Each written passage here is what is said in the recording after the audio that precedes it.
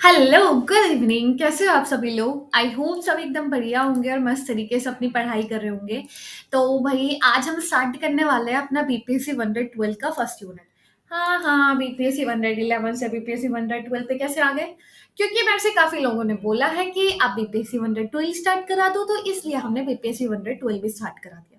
और स्टार्टिंग से यार मैं ऐसे ही पढ़ाती हुई आ रही हूँ कि पहले एक सब्जेक्ट का एक चैप्टर कराना, फिर उसके बाद दूसरे सब्जेक्ट का एक चैप्टर कराना, फिर उसके बाद पहले वाले का, फिर दूसरे वाले का। तो दो सब्जेक्ट हम लेके चलते हैं अपने पहले वाले की तरह, ठीक है। ऐसे बोर भी नहीं होंगे एक सब्जेक्ट से और मजा भी आता रहेगा। तो आज हम क्या स्टार्ट करेंगे अपना बीपीएससी 112, जिसका नाम है इंडियन पॉलिटिकल थॉट। आज ही मैंने टेलीग्राम पे एक बच्चे को समझाया है political thought, political ideology, political philosophy और पॉलिटिकल साइंस, इन सब में क्या डिफरेंस होता है। लेकिन आप ये मत सोचना अपने आप को बेचारा कि मेरे को तो समझाया नहीं है। अरे यार, याद करो जब तुम फर्स्ट ईयर में आए थे, आपने सबसे पहले बीपीएससी 101 की बुक उठाई थी ना। उसमें फर्स्ट यूनिट के अंदर आपको यही समझाया गया था कि पॉलिटिकल थॉट, आइडियोलॉजी, फिलोसफी, सब के अंदर क्या डिफरेंस होता है।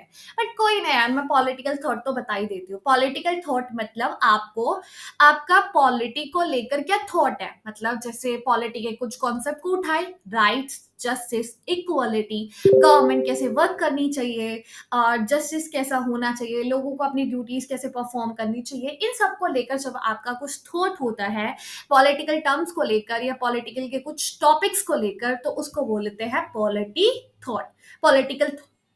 ठीक है जी।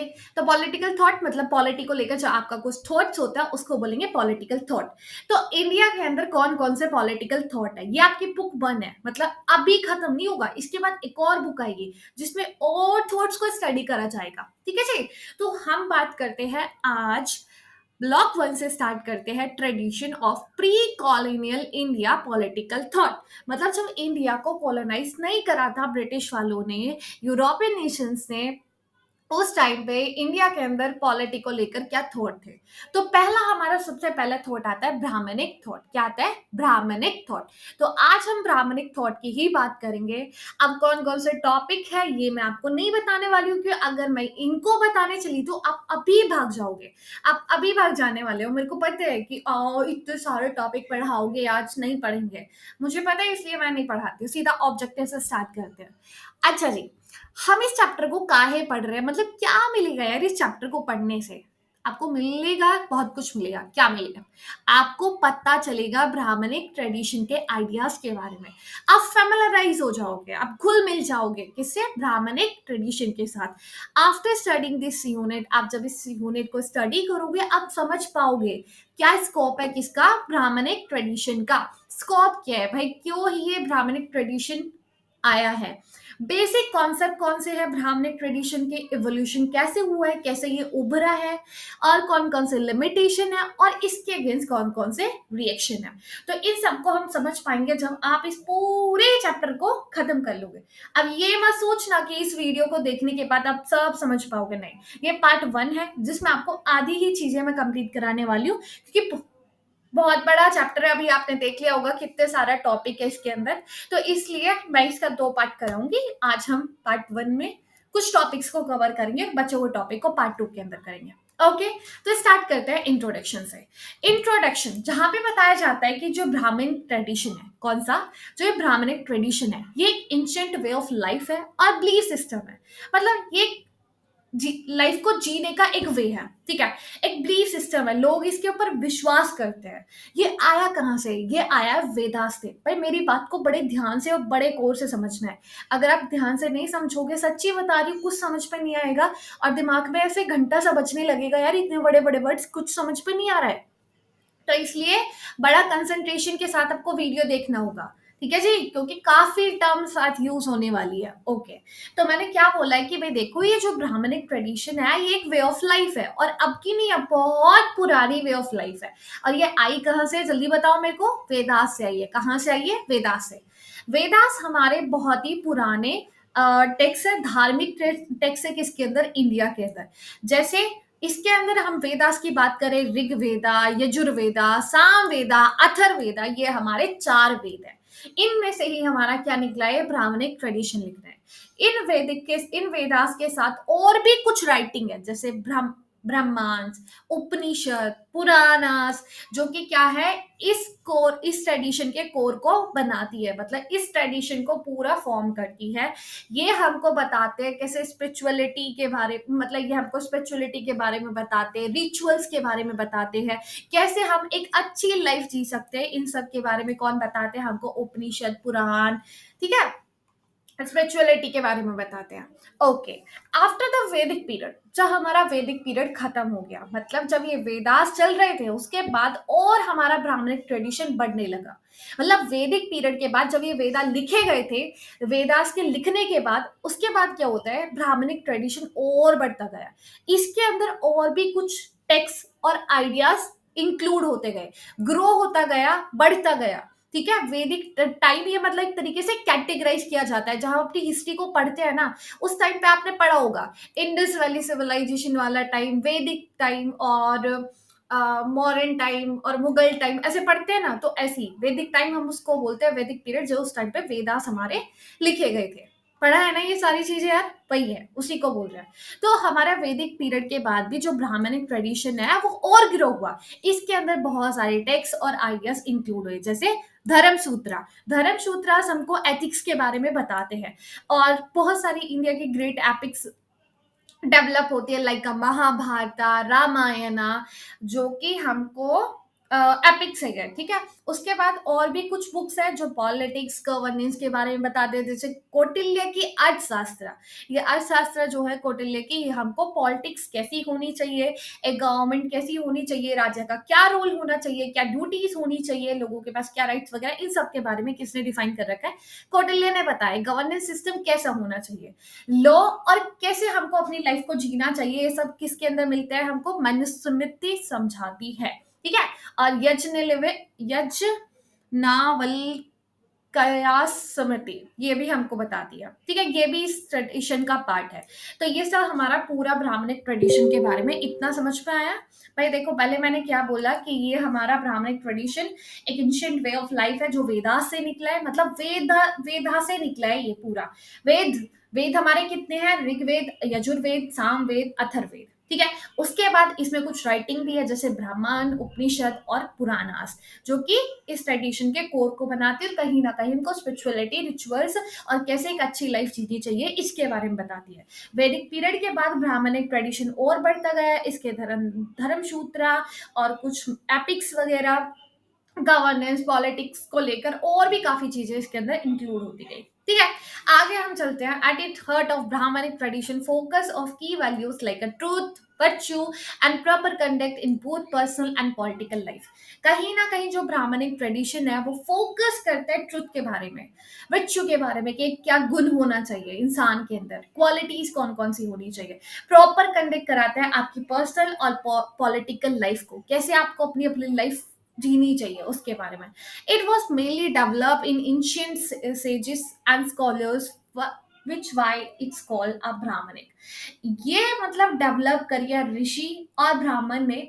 जो ये वेदास है पूरा, जो ये ब्राह्मणिक ट्रेडिशन है, इसको बनाया किसने, इसको डेवलप किसने किया है, जो पुराने ऋषि थे या पुराने जो ब्राह्मण थे, उन्होंने बनाया, उन्होंने ही डेवलप करा है, इसलिए हम इसको ब्राह्मणिक ट्रेडिशन भी बोलते हैं। ठीक है, जो ये आइडियाज है, ये सिर्फ आपको रिलीजियस बिलीफ के बारे में ही नहीं, कैसे एक सोसाइटी और पॉलिटिक्स चलनी चाहिए इंडिया के अंदर, उसके बारे में भी बताते हैं। ठीक है, तो ये सारा हमारा पूरा ब्राह्मणिक ट्रेडिशन के बारे में एक इंट्रोडक्शन हुआ। अगर ब्राह्मणिक ट्रेडिशन को लेकर कोई भी क्वेश्चन आता है, तो आपको इतना इंट्रोडक्शन तो पता ही होना चाहिए। ठीक है जी, आगे चलते हैं। Mythological problem. अब जो ये माइथोलॉजी है, मतलब पूरा ये जो हमारा ट्रेडिशन है, ये जो थॉट है, इसके अंदर क्या क्या प्रॉब्लम है, मतलब अगर आप ब्राह्मणिक ट्रेडिशन को स्टडी करोगे, पढ़ोगे, तो आपको कुछ चैलेंजेस फेस करने पड़ेंगे। ठीक है, कौन कौन से चैलेंजेस है जो आपको फेस करने पड़ेंगे, क्योंकि भाई बहुत सारे चैलेंज, दो चार चैलेंज की हम बात करने वाले हैं, क्योंकि ये बहुत लॉन्ग हिस्ट्री से चला हुआ है, बहुत कॉम्प्लेक्स है। ब्राह्मणिक ट्रेडिशन को समझना बहुत ही कॉम्प्लेक्स है और बहुत बड़ी इसकी हिस्ट्री है। तो पहली प्रॉब्लम क्या है? पहली प्रॉब्लम ये है कि फिगर आउट करना है एग्जैक्ट टाइम कि कब हमारा ये टेक्स्ट लिखा गया था, कब आया है। फॉर एग्जाम्पल जो वेदास है वो काफी टाइम तक ओरली पास डाउन होते रहे, मतलब किसी ने किसी को इस वेदास के बारे में बताया, फिर उसने अपनी आने वाली जनरेशन को बताया, फिर उसने आगे ट्रांसफर करा। तो काफी टाइम तक, काफी जनरेशन तक क्या हुए, वेदा हमारे ऐसे ट्रांसफर होने लगे, फिर काफी टाइम बाद इनको लिखा गया था। ठीक है, making harder to pin down when it's secreted. तो ये चीजें हमको क्या करती है, काफी हार्ड बनाती है ये पिन डाउन करना कि कब ये क्रिएट किए गए थे।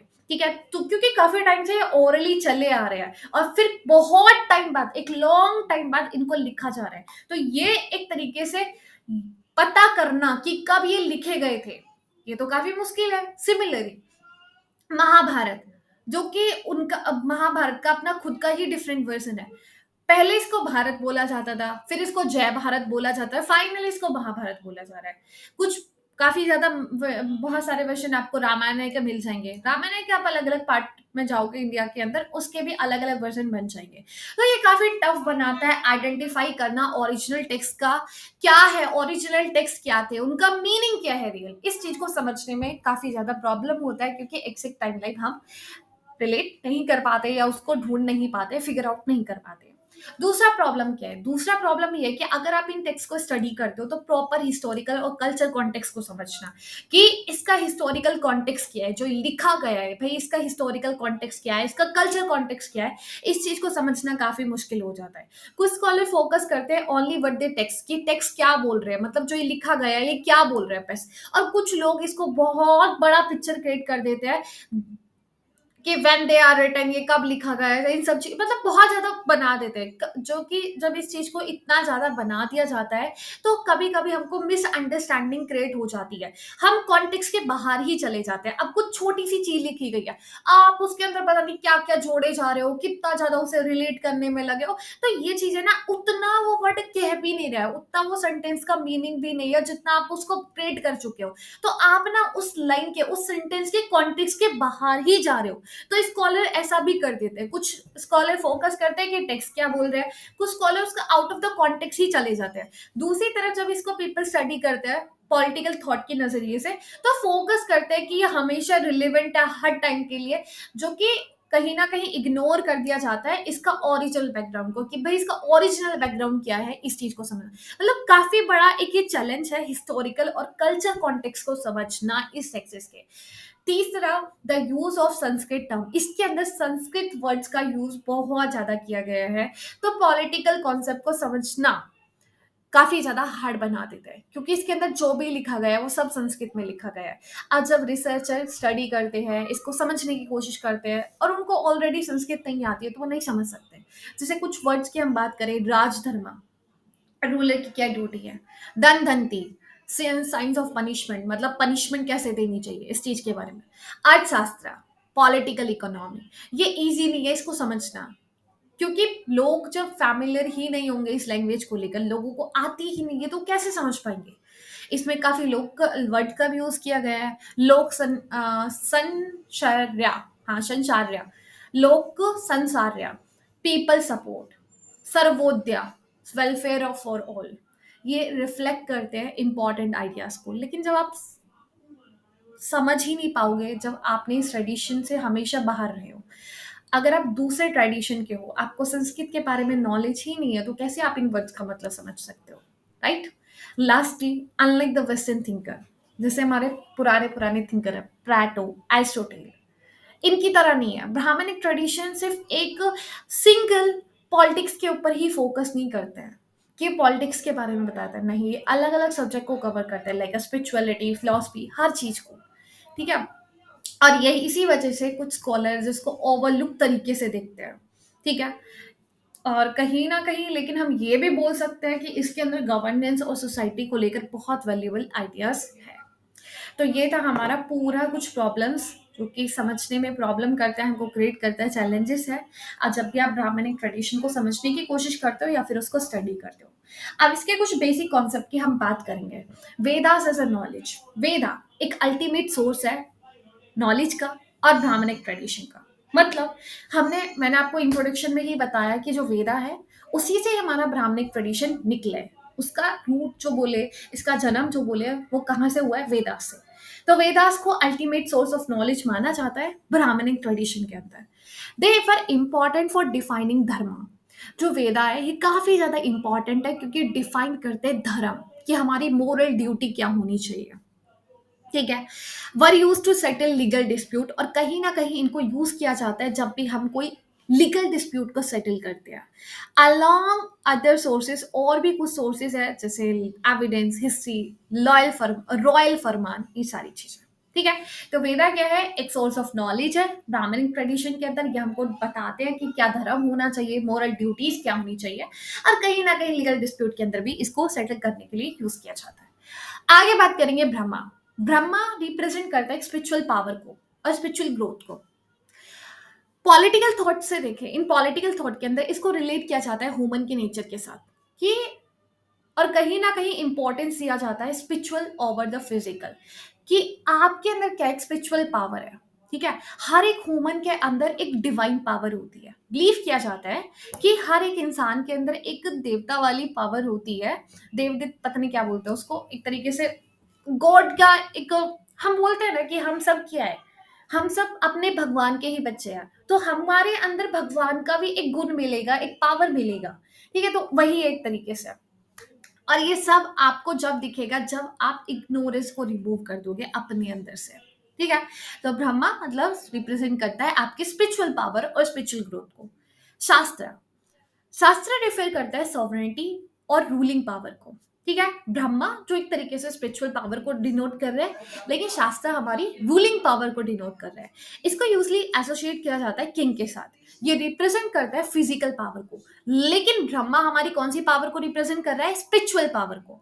इसको कंपेयर किया जाता है स्पिरिचुअल पावर के साथ जो कि हमारे ब्राह्मण्स के पास होती है। ठीक है। दोनों पावर को इंपॉर्टेंट माना जाता है एक सोसाइटी को अच्छे से फंक्शन कराने के लिए, कि हर एक सोसाइटी के अंदर एक फिजिकल पावर भी होनी चाहिए और कहीं ना कहीं ब्राह्मण पावर भी होनी चाहिए। ठीक है। मन, मैन, व्यक्ति, इस ट्रेडिशन के अंदर मैन को एक तरीके से धार्मिक माना गया है। अनएसेंशियल डिवाइन, उसको डिवाइन के तरीके से जोड़ा गया है। हर एक ह्यूमन को देखा जाता है कि उसके अंदर भगवान का कोई ना कोई स्पार्क है, मतलब उसके अंदर भगवान की कोई ना कोई पावर है। ठीक है। इसलिए हर एक इंसान नेचुरली अच्छा होता है और वो कैपेबल होता है सोसाइटी को इम्प्रूव करने के लिए, एक्ट करके मॉरली और एथिकली। ठीक है। लाइफ को जीने के लिए 4 गोल होते हैं। जब भी आप लाइफ को जीते हो तो उसके 4 गोल लाइफ में डिवाइड किए गए हैं। पहला धर्म। धर्म हमारी होती है धर्म, धर्म जिसको बोलते हैं धर्म, मॉरल ड्यूटी और राइटियस लिविंग, अच्छे से जीना और अपनी मॉरल ड्यूटी को परफॉर्म करना, जो आपका धर्म है, जो आपकी ड्यूटी है। ठीक है। ड्यूटी का मतलब ये नहीं कि आप पढ़ाई कर रहे हो, नहीं भाई। धर्म समझो, इसको बहुत डीप है, मैं इतना डीप नहीं जाऊंगी। अर्थ, वेल्थ और पावर। हम वेल्थ और पावर की तरफ जब बढ़ते हैं, आगे ये समझाया जाएगा। काम, वर्ल्ड प्लेजर और डिजायर की तरफ जब हम भागते हैं। मोक्ष, जब हम इस पूरा बर्थ और डेथ की साइकिल से बाहर निकलने की बात करते हैं। ठीक है जी। धर्मा और मोक्ष कहीं ना कहीं हमको एक अच्छे पाथ पे लेके जाते हैं।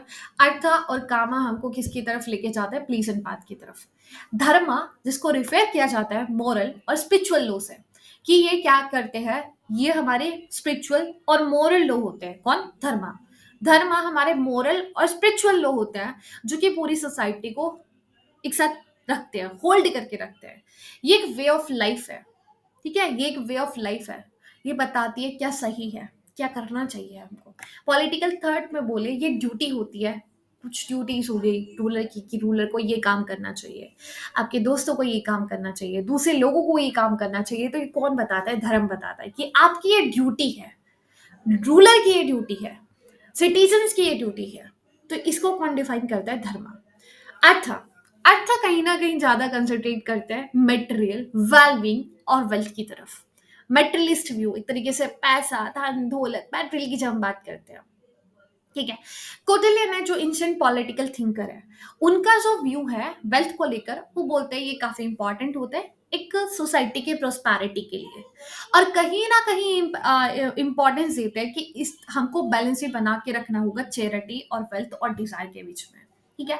अगर आपके अंदर वेल्थ को लेकर एक अलग ही एक वो बन जाएगा ना क्रेज कि हमको पैसा कमाना है, पैसा कमाना है, तो आप ना एक तरीके से अच्छे धर्म को भूल जाओगे कि आपकी ड्यूटी क्या है, उसको भूल जाओगे, चैरिटी को भूल भूल जाओगे। वेल्थ है लेकिन थोड़ा बहुत चैरिटी में भी दो यार, है ना। तो वही चीज है।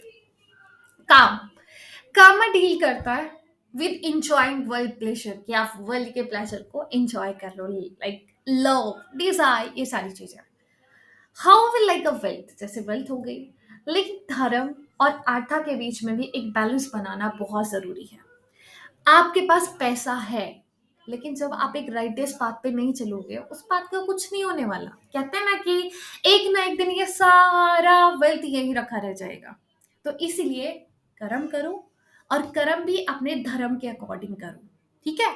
धर्म मतलब ड्यूटी के अकॉर्डिंग। तो इसलिए हमको एक बैलेंस बना के रखना होता है। मोक्ष, मोक्ष एक अल्टीमेट गोल होता है। ये रिप्रेजेंट करता है कि आपको फ्रीडम चाहिए इस जन्म और मरण के कॉन्सेप्ट से। मतलब जो आत्मा होती है ना, हमारे बॉडी के अंदर आत्मा है, इस जब इस आत्मा को मोक्ष मिल जाता है, मतलब अब ये आगे ना कोई जन्म लेने वाली है और ना मरने वाली है। एक इंसान जिंदा होता है, मतलब जन्म लेता है, फिर वो अपना पूरा एक लाइफ जीता है उसी बॉडी के साथ, देन उसके बाद उसकी डेथ हो जाती है। फिर उसके धर्म के अकॉर्डिंग, उसके कर्म के अकॉर्डिंग देखा जाता है कि इसको कैसा लाइफ मिलना चाहिए, ठीक है। फिर उसको अगला जन्म मिलता है। फिर ये धर्म, ये पूरा बर्थ और डेथ का साइकिल चलता ही रहता है, चलता ही रहता है, चलता ही रहता है। आज एक इंसान मर गया, फिर उसको दूसरा जन्म मिलेगा, कहते हैं ना दूसरा जन्म, पिछला जन्म। तो ये एक साइकिल है पूरी, जन्म और मरण की। जब इंसान इन सब से छूटना चाहता है, तो वो मोक्ष प्राप्त कर लेता है। ये मोक्ष ऐसे ही नहीं मिलता कि हर कोई मोक्ष प्राप्त कर लेगा। ये आपके धर्म से अकॉर्डिंग, धर्म से मिलता है। जब आप अच्छे कर्म करते हो, आप धर्म के अकॉर्डिंग चलते हो, धर्मा के अकॉर्डिंग, ठीक है, जो आपकी ड्यूटी है, तभी इसके बेस पे आपको मोक्ष प्राप्त होता है। आगे है वर्ना। वर्ना मतलब हमारी सोसाइटी को कुछ 4 ग्रुप्स के अंदर डिवाइड किया गया है। ब्राह्मणिक मतलब जो हमारे पृष्ठ गुरु ब्राह्मण वगैरह होते हैं वो, क्षत्रिय रूलर और वॉरियर, आर्मी वाले, रूलर राजा वगैरह, वैश्य मर्चेंट और फार्मर, ठीक है, जो दुकानदार होते हैं, हमारे किसान भाई बंधु हो गए, ये सारी चीजें, शूद्रा लेबर्स वगैरह, ठीक है। और हर एक वर्ण की अपनी खुद की ड्यूटी है। ब्राह्मणिक को सबसे ऊपर माना गया है इस हायरार्की के अंदर। अब आगे आता है अशर्म आश्रमा आश्रमा, हाँ आश्रमा। ये हमारी 4 स्टेजेस को दर्शाता है कि आपकी लाइफ की 4 स्टेजेस होती है। पहली होती है, अगर आप स्टूडेंट की लाइफ में जी रहे हो, आपको ब्रह्मचर्य अपनाना चाहिए। ये हमारा, अब ये मत सोचना कि मैं आपसे बोल रही हूँ, जिसको जो ब्राह्मणिक ट्रेडिशन ही बोल रहा है, मैं नहीं बोल रही चीजें, ये ब्राह्मणिक ट्रेडिशन बोल रहा है।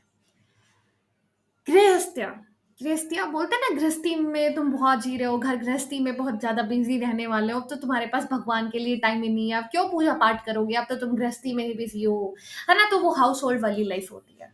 वनप्रस्थ जब आप रिटायर वाली लाइफ में होते हो। संन्यास मतलब यार वो सबको छोड़ देना, मुंह माया दुनियादारी सबको छोड़ के अपने स्पिरिचुअलिटी की तरफ चले जाना, उसको बोलते हैं संन्यास। Duties and right, in Brahmanic thought के अंदर जो ड्यूटीज है उनको इंपॉर्टेंट माना गया है राइट से ज्यादा, कि आपके अधिकार से ज्यादा आपकी ड्यूटीज इंपॉर्टेंट है।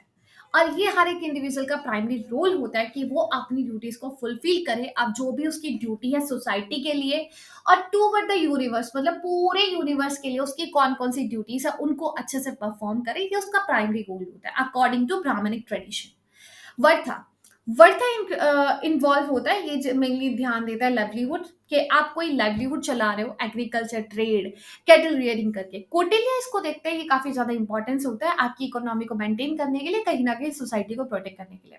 आगे है डंडा। दंड जिसको हम बोलते हैं, दंड सिंबलाइज करता है किंग की पावर को। दंड नहीं देते कि मैं तुमको दंड दे दूंगा, पाप दे दूंगा, आजा भाई डंडे से तेरी पिटाई करते हैं, तो इस तरीके से लाइक दैट। तो दंड किसको बोलता है, जब ये सिंबलाइज करता है राजा की पावर। ये रिप्रेजेंट करता है कि आप अपने फोर्स का यूज करके किसी को पनिशमेंट कर रहे हो, क्यों, पूरा पीस बनाने के लिए या फिर ऑर्डर बनाने के लिए सोसाइटी के अंदर, ये इंपॉर्टेंट होता है। दंड को हमेशा आप सोसाइटी के वेल बीइंग के लिए यूज करो। अगर कोई इंसान गलत कर रहा है, किसी को मार रहा है और आप उसको कुछ बोलो ही ना, तो वो कल किसी और को मार देगा। तो इसलिए दंड देना बहुत जरूरी होता है ना? अगर आपको कोई मारता है, आपका सर फोड़ देता है और तब भी आप कुछ नहीं करते हो, तो ये तो गलत है ना? तुम भी एक दो खिंचा के थपेड़ा, है ना? तो दंड का मतलब उसको दंड दे देना, उसको मार देना, खत्म ही नहीं करेगा। उसने तुम्हारा सर फोड़ दिया तो तुम भी एक झपटा दे दो। तो दंड is always use welfare of society, society के वेलफेयर के लिए यूज किया जाता है, ना कि अपने पर्सनल गेन के लिए। अब हमारी जुडिशरी है, कोई भी केस आता है, जब कोई इंसान गलत करता है तो उसको पनिशमेंट किसके अकॉर्डिंग मिलती है? जो उसने कर्म किया उसके अकॉर्डिंग, कि भाई इसने ये गलती करी इसके अकॉर्डिंग। ना कि जुडिशरी थोड़ी नहीं देखती है कि मैं तो इससे अपना खुद का पर्सनल वो निकालूंगी अपना, नहीं ना, पर्सनल गेन तो नहीं निकालती है ना। तो ये सभी के सभी कॉन्सेप्ट रिफ्लेक्ट करते हैं हमारी एंशिएंट पॉलिटिकल थॉट को, जो कि फोकस करते हैं स्पिरिचुअलिटी को बैलेंस करते हैं और वर्ल्ड लाइफ को, मतलब आपके स्पिरिचुअल और जो वर्ल्ड लाइफ है उसके बीच में एक बैलेंस मेंटेन रखते हैं, और मोरल ड्यूटीज के ऊपर ध्यान देते हैं, सोशल ऑर्डर को कैसे बना के रखना है, क्या रूल होना चाहिए रूलर का, और कैसे उसको अपनी सोसाइटी को प्रोटेक्ट करना चाहिए और कैसे गाइड करना चाहिए सोसाइटी को, इस चीज के बारे में हमारा ये बात करता है। ठीक है, आई होप आप लोगों को समझ पाया होगा। अगर आपको कुछ टर्म्स में अभी भी दिक्कत है तो फिर वही है कि यार एक बार सुनने तो कोई वर्ड याद नहीं होता ना, तो बार बार आपको पढ़ना पड़ेगा, समझना पड़ेगा, और वो कैसे याद होगा? जब आप पीपीटी डाउनलोड कर लोगे और खुद से रीड करने की कोशिश करोगे। ठीक है, तो आज के लिए इतना ही, आगे हम कंटिन्यू करेंगे नेक्स्ट वीडियो के अंदर। ठीक है, ओके बाय, टेक केयर, तो अपना ध्यान रखना, ख्याल रखना, ऑल द वेरी बेस्ट।